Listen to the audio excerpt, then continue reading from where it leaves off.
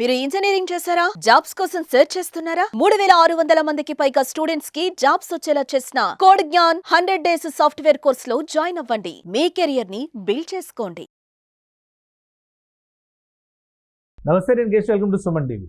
కాశ్మీర్లో చెలరేగిన హింసాకాండ, అలానే ప్రస్తుతం ఉన్నటువంటి ఉద్రిక్త పరిస్థితులు పూర్తి స్థాయి యుద్ధానికి దారితీస్తాయి. ప్రపంచ దేశాలు ఎటువైపు నిలబడతాయి? ఒకవైపు పాకిస్తాన్ చేస్తున్నటువంటి ఆరోపణల వెనుక నిజాలెంత? ఈ అంశాలపైన కేంద్ర ప్రభుత్వం ఏ విధంగా రియాక్ట్ అవుతుంది? అఖిలపక్షం ఒక ఫుల్ హ్యాండ్ పవర్ కేంద్రానికి ఇచ్చినటువంటి నేపథ్యంలో యుద్ధం తప్పదు అనే సంకేతాలు వస్తున్నాయి. ప్రస్తుత పరిస్థితులను సమీక్షించేటువంటి ప్రయత్నం చేద్దాం. మనతో పాటు అంతర్జాతీయ వ్యవహారాల నిపుణులు, political affairs analyst doctor Pullarao గారు ఉన్నారు. పుల్లారావు గారు నమస్కారం. నమస్కారం సార్, చాలా ఉద్రిక్త పరిస్థితులు ఉన్నాయి రెండు దేశాల మధ్య. ఏ క్షణమైనా ఏమైనా జరగవచ్చు అనేటువంటి సంకేతాలు కనిపిస్తున్నాయి.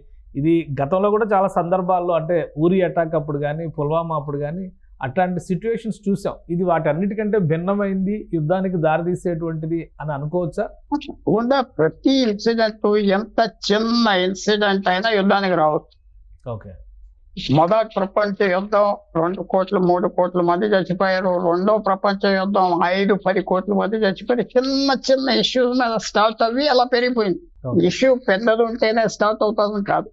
ఒక 28 మంది చచ్చిపోయారు, అది యుద్ధం స్టార్ట్ చేయొచ్చా? అది సంఖ్య చాలదా అని కాదు. అది ఎలాగ ఆలోచిస్తున్నారు భారతదేశంలో, ఇదేంటి గవర్నమెంట్ ఎలాగ ఆలోచిస్తుంది, టెంపర్ ఎలాగున్నది, పరిస్థితులు ఎలాగున్నాయి, ఇవన్నీ చూస్తే అది ఒక పెద్ద ఇన్సిడెంట్ గా వచ్చేసి, అందువల్ల ఎందుకంటే మన కొన్ని కారణాల వల్ల మన పాకిస్తాన్ ఇలాగ ఏడిపిస్తా వస్తుంది. కాబట్టి ఇది ఒక ఫైనల్ గా ఇది ఒక ఇంకా మనం భరించలేని నొప్పిగా వస్తుందా అని వస్తుంది. దీనికి యుద్ధానికి వెళ్ళిపోవడానికి అంత సిద్ధం లేదు. కానీ యుద్ధం అంటే అంత ఈజీ మ్యాటర్ కాదు. ఏదో ఇమీడియట్ గా అది మనం టీవీ స్క్రీన్స్ మీద చూస్తాం ఇతర దేశాల్లో యుద్ధాలు, చాలా దాంట్లో నష్టాలు, లాభాలు, చావులు అవన్నీ ఉంటాయి. కానీ సిచ్యుయేషన్ చాలా దారుణంగా దిగజారిపోతుంది. ఒకవైపు కాశ్మీర్లోనేమో కూంబింగ్ ఆపరేషన్స్, ఇంకోవైపు సరిహద్దు వెంబడి అలజడి, మరోవైపు నుంచి పాకిస్తాన్ ఏదో మిసైల్ టెస్టింగ్ చేస్తా అని చెప్పని సమాచారం ఇవ్వడం, ఇండియా కౌంటర్ డిఫెన్స్గా ఇండియా కూడా ఒక మిసైల్ టెస్ట్ చేసింది అనేటువంటి సంకేతాలు ఇవ్వడం, అన్నిటికీ మించి దేశంలో ప్రతి రాష్ట్రంలో ఒక్కొక్క రాష్ట్రంలో ఒక్కొక్కరు చనిపోయినంత వేదన ఈరోజు కనిపిస్తుంది. కాబట్టి దీనికి రిటాలియేషన్ ఉండాలి అని దేశ ప్రజలు కోరుతున్నారు అని చెప్పని అంటున్నారు.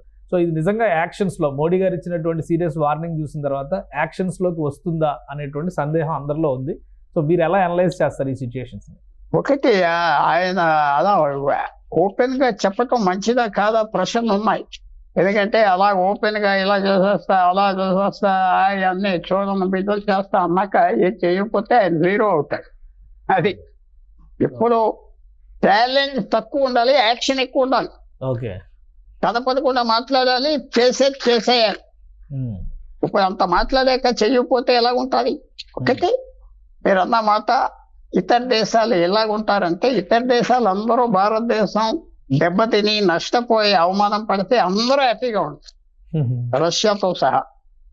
చైనా చెప్పక్కర్లేదు, అమెరికా, యూరోప్ కూడా కొంచెం సైజ్ తగ్గించడంలే వెళ్ళదని వస్తారు. సో మనకి ఎవరు స్నేహితులు ఉండరు. ఎందుకంటే మనం కూడా అందరినీ దూరంగా ఉంచుకున్నాం, న్యూట్రల్ గా ఉన్నాం కదా. మనం న్యూట్రల్ గా ఉన్నాం, ఇటు లేవు అటు లేవు. సో మనకి స్నేహం ఏంటంటే అంత డీప్ కాదు. ఇదే చైనాతో యుద్ధం చేస్తున్నాం అనుకో, అందరూ మనకు సపోర్ట్ చేస్తారు, అమెరికా, యూరోప్ అంతా. పాకిస్తాన్ తో పోతారు, కొంచెం అవమానం కడనేయాలని అనేది. వాళ్ళకి అంత సపోర్ట్ ఎవరు చేయలేరు. ఇప్పుడు వరకు ఏమన్నా డొనాల్డ్ ట్రంప్ చేస్తాడా ఉగ్రవాదుల మీద చూడాలి. రెండు దేశాల సంబంధాల మధ్య 2 ఒప్పందాల గురించి కూడా చర్చ జరుగుతుంది. ఒకటేమో సింధు వాటర్ కి సంబంధించినటువంటిది, సింధు నదీ జలాల ఒప్పందం. ఇంకోటేమో సిమ్లా ఒప్పందం. పాకిస్తాన్ ఏమో సిమ్లా ఒప్పందం పక్కన పెట్టేస్తానంటుంది, ఇండియానేమో సింధు వాటర్ ట్రీటీని పక్కన పెట్టేస్తున్నాం అండి. ఏంటి అసలు ఈ రెండింటి వలన ఏ దేశం పైన ఎలాంటి ప్రభావం ఉంటుంది? 1960లో ఎప్పుడైతే సింధు నది మీద మనం అగ్రిమెంట్ వచ్చామో, జవహర్లాల్ నెహ్రూ భారత ప్రధానమంత్రి కరాచీ వెళ్ళి సంతకం పెట్టి హ్యాపీగా వచ్చాడు. అంత మంచి సంబంధం ఉండేది ఆ రోజు. 47లో యుద్ధం జరిగిన అది చైనా వచ్చి పాటు చేశారు. తర్వాత చైనా మనకి 62లో యుద్ధం జరిగాక అప్పటి నుంచి వాళ్ళు పగపట్టి పాకిస్తాన్ రెచ్చగొట్టి 65 యుద్ధం చేయించారు. ఇండస్ సింధు నది ఒప్పందం 60లో పెడితే 64 సంవత్సరాలు అవ్వకుండా యుద్ధం చేశాం. వీళ్ళతో, పాకిస్తాన్తో.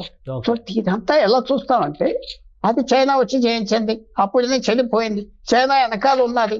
సో ఇప్పుడు మనం ఆ ఒప్పందాన్ని సస్పెండ్ చేసామంటారు. మనం సంతకం పెట్టి హ్యాపీగా పెట్టండి. సస్పెండ్ చేసామంటే పాకిస్తాన్ చేయగలిగింది ఏం లేదు. మనం నీరు ఆఫ్ చేస్తే యుద్ధం చేసేస్తాం, అది చేస్తాం అన్నారు, చేయొచ్చు. పైన ఉన్న వాళ్ళకి ఎప్పుడు ఆ హక్కు ఉన్నది. రేపు బ్రహ్మపుత్ర నది కూడా చైనా ఈ మాటే వాడుతుంది, మా హక్కు కదా, మా నది కదా అని. అవన్నీ ఉంటాయి. భారతదేశం ఇది ఒక మంచి ఛాలెంజ్ ఇచ్చారు పాకిస్తాన్. ఇండస్ నీరు ఈ రెండు రాదు. కౌంటర్ చేయడానికి అవకాశం ఉంటుందా, సింధు నది వర్సెస్ బ్రహ్మపుత్ర నది? ఎందుకంటే బ్రహ్మపుత్ర జుట్టు కూడా నడుస్తుంది కొంతకాలంగా, ఈశాన్య రాష్ట్రాలు అవి అది ఎడారైపోయి. దాంట్లో ఒక అడ్వాంటేజ్ మనకు ఉన్నది. ఓకే బ్రహ్మపుత్రలో మీకు తెలిసే ఉంటుంది, మీరు బాగా చదువుకుంటారు ఇవన్నీ. అందువలన 70% నీరు బ్రహ్మపుత్రలో భారతదేశం నుంచే వస్తాయి. అవును, ఒక 30% మాత్రమే చైనా. చైనాలో ఉంది. సో అంత పెద్ద మనకి షాక్ ఉండదు, ఉమ్. వచ్చిన పోయినా లెక్కలేదు. తర్వాత కింద మనకి చక్కగా కాళ్ళు కింద బంగ్లాదేశ్ దొరికారు. ఉమ్. గంగా నది కూడా అక్కడికి వెళ్తుంది, బ్రహ్మపుత్ర కూడా అక్కడికి. అవును అవును ఇది కూడా మనకు ఒక వార్నింగ్. ఇది ఇప్పుడు ఒక వ్యక్తి ఒక చెప్ప మీద దెబ్బ కొట్టామంటే ఇంకో వ్యక్తికి ఎగ్జాంపుల్ చెప్తాను. ఇప్పుడు పాకిస్తాన్ సింధు నదిని ఇలా చేసామని బంగ్లాదేశ్ కి మెసేజ్ అయ్యింది కదా, అవును. నీ సంగతి ఏంటి, నీ నీరు ఆఫ్ చేస్తావు ఏంటి, ఏం చేస్తావు, సముద్రం నీరు తాగుతావా? రెండింటికి చెక్ పెట్టినట్టు అవుతుంది. సో అది ఇక్కడ కొడతావు, అక్కడ మెసేజ్ వెళ్తావు. ఉమ్. బంగ్లాదేశ్ కి మెసేజ్ వచ్చింది కదా, నువ్వు చేసేది గంగా బ్రహ్మపుత్ర, అది లేకపోతే బంగ్లాదేశ్ ఎడారే, ఆ నదులు పూర్తిగా మన్నించాలి. ఉమ్. అది చాలా తీవ్రమైన మెసేజ్. అంటే అంతర్జాతీయ చట్టాలు, అంతర్జాతీయ జల ఒప్పందాలు, ఇవన్నీ రకరకాల చర్చలు తీసుకొస్తున్నారు. మరి అలాంటివి వచ్చినప్పుడు భారతదేశ ప్రభుత్వం మీద ఒత్తిడి వచ్చే అవకాశం ఉంటుందా? ఉండదు ఏమన్నా లెక్క పెట్టక్కర్లేదు. ఎందుకంటే తర్వాత మీరు సిమ్లా ఒప్పందం అన్నారు. సిమ్లా ఒప్పందం ఏమన్నారు, లైన్ ఆఫ్ కంట్రోల్ రికగ్నైజ్ చేయాలి. పాకిస్తాన్ చేయలేదు, నిజంగా పాటించలేదు. పాకిస్తాన్ అది పాటించలేదు.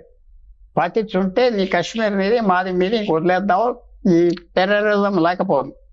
ఓకే సిమ్లా అగ్రిమెంట్ పోయినా ఎవరికి లెక్కలేదు, అది కాగితమే, ఏమవుతుంది, ఏమీ ఉండదు. సో వాళ్ళే సిమ్లా ఒప్పందం ఉండదా పక్కన లేకపోతే పెట్టారు కాబట్టి యుద్ధానికి ఇన్విటేషన్ వచ్చినట్టు భావించవచ్చు. అదే యుద్ధం ఎవరు ఆప్ చేయలేం. పాకిస్తాన్కి వెనకాల చైనా బలం ఉంటుంది. చైనా ఓపెన్ గా బలం చూపెట్టకపోయినా electronic warfare, computer warfare, cyber warfare ఎంత చైనా చేస్తుంది, డబ్బు ఇస్తుంది. వాళ్ళకి ఎలాంటి ఆర్మ్స్ ఇచ్చిందో అన్ని బయటకు వస్తాయి. ఓకే ఎప్పుడైతే యుద్ధం స్టార్ట్ అవుతాదో పాకిస్తాన్ దగ్గర ఏమున్నదో మనకి ఇంకా తెలియదు, అవన్నీ బయటకు వస్తాయి. ఓకే చైనా పూర్తిగా పాకిస్తాన్ రక్షించకపోతే చైనాకి ఒక పెద్ద దెబ్బ అయిపోతుంది. భారతదేశం మీద వాడేది పాకిస్తాన్ ని చైనా వాడు. ఓకే ఏ యాక్షన్ చేసినా పాకిస్తాన్ చైనాని చూసి చేస్తుంది. అందువల్ల అది మనం జ్ఞాపకం పెట్టుకోవాలి. కానీ ఇప్పుడు ఆర్థిక పరిస్థితి రీత్యా చూస్తే కూడా పాకిస్తాన్ చాలా ఒడిదుడుకులో ఉంది. అంతర్గతంగా బలూచిస్తాన్ కానీ, పఖ్తూన్స్ కానీ, ఇవన్నీ రకరకాల ఏమీ లేదు, మీరు అనుకున్నట్టుగా ఏం లేదు. అక్కడ 2 రకాల జనం ఉంటారు. 50% మందికి అన్ని ఉన్నాయి, 50% మందికి ఏమీ లేవు. ఆ 50% మందికి ఏమి లేని వాళ్ళు అసలు మ్యాటర్ అవ్వరు. ఇక్కడలాగా మా ఓట్లు ఉన్నాయంటే ఓట్లు వేస్తామని తిరిగేవాడు ఎవరు లేడు. ఓకే ఆ నియోజకవర్గాలన్నీ కొంతమంది గుర్తుగా వేయాలంటే వాళ్ళ భూముల మీద ఉన్నారు. మీరు విషయం మర్చిపోతున్నారు, స్వతంత్రం వచ్చాక జమీందారుల్ని, నవాబుల్ని, రాజాలని భారతదేశంలో తీశారు, అక్కడ తీయలేదు. ఓకే కొంతమందికి 50,000 ఎకరం, 1,00,000 ఎకరం అలా ఉన్నాయి. ఇంకా వాళ్ళ భూమి మీద ఉన్నావంటే నీ ఓటు వాళ్ళే వేస్తారు. భుట్టో ఫ్యామిలీ ఉన్నది, వాళ్ళకి ఎంతో భూమి ఉన్నది, 4 ఎంపీలు ఉన్నారు, వాళ్ళే గెలుస్తారు. ఇంక ఓటు వేసేవాడు కూడా ఎవడో రాడు బయట. అలాగా పాకిస్తాన్ పరిస్థితి వేరు. వాళ్ళు ఏదో అయిపోయిందండి, యుద్ధం జరుగుతుందంటే వాళ్ళు చంపేస్తారు, మనుషులు ఎవరు అడగరు. వాళ్ళు అక్కడ ముస్లిం చంపేస్తున్నారు. బలూచిస్తాన్లో ఎవరు అడుగుతున్నారు, కాశ్మీర్లో ఎవరన్నా నోరెప్తే చంపేస్తారు. అందువల్ల వాళ్ళ పరిస్థితి వేరు, మన పరిస్థితి వేరు. మనకంతా మీడియా ఉన్నది, డిమాండ్ చేస్తారు, రోజు ఏమిస్తావు అంటారు మన దేశంలో. ఏమిస్తావు, నీకు ఓటు వేస్తాం, ఏమిస్తావు, నీకు ఓటు వేసావు, ఏమిస్తావు, అంతే కదా. ఇప్పుడు కూడా అదే కదా తగదా. మీ అంచనా ప్రకారం ఈ సిచ్యుయేషన్స్ అన్ని ఫుల్ ఫ్లెడ్జ్డ్ వారికి దారితీసే అవకాశాలు ఉన్నాయా, లేదా కార్గిల్ తరహాలో కాశ్మీర్లో మాత్రమే అలజడి రేగేటువంటి ఛాన్సెస్ ఉంటాయా? చెప్పదా? Hybrid war. హైబ్రిడ్ అంటే అన్ని రకాలు కలిపి యుద్ధం. నేవీ, ఎయిర్ ఫోర్స్, సైన్యం, సైబర్ వార్ఫేర్ ఉంటే హైబ్రిడ్ వార్ అవుతుంది. అవ్వకుండా ఉంటుందా? కొన్ని ఛాన్సెస్ ఉన్నాయి, అవ్వకుండా ఉంటాను. ఓకే, ఏ దేశం ఎవరైనా ఇంటర్వ్యూని అవి ఆప్ చేస్తారా? చేయరు. రైట్, అవుతుందని నేను అన్న కానీ అవదని కూడా నేను చెప్పను. రైట్, భారతదేశానికి ఇంత ఇది రెడీగా ఉన్న యుద్ధానికి అని చెప్పుకోవటం తప్పులేదు. అని నా అభిప్రాయం ఏంటంటే యుద్ధానికి వెళ్ళటం తప్పపోవచ్చు, కానీ అన్ని అరేంజ్మెంట్స్ చేసుకుని వెళ్ళాలి. మనం 3,000 మంది, రోజు 4,000 మంది ఆ ఊరు పహల్గా వెళ్తున్నప్పుడు గవర్నమెంట్కి తెలియలేదన్నారు. చూసారా? 3,000 మంది, 4,000 మంది పిక్నిక్స్ కి నడిచి వెళ్తా ఉంటే పహల్గా అనే ఊరికి రోజుకి 5,000 మంది, ఒక్క పోలీస్ లేడు, ఎవరూ లేరు, మాకు తెలియలేదు అన్నాడు. నేను అమిత్ షా తప్పైపోయిందని ఒప్పుకున్నాడు. అలాంటి పరిస్థితులు, అలాంటి ఏర్పాట్లు మీద నమ్మి మీరు యుద్ధం దిగమంటారా? నేను దిగొద్దంట.